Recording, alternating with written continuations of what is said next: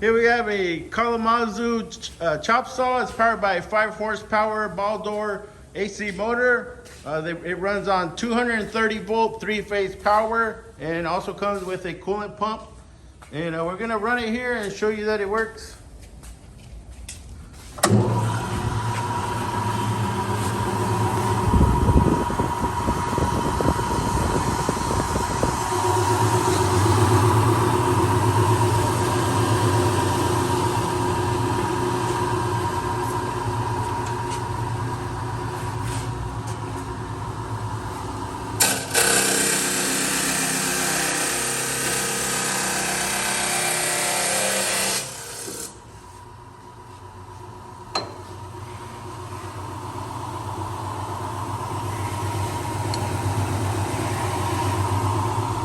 Okay, that is the Kalamazoo industrial chop saw.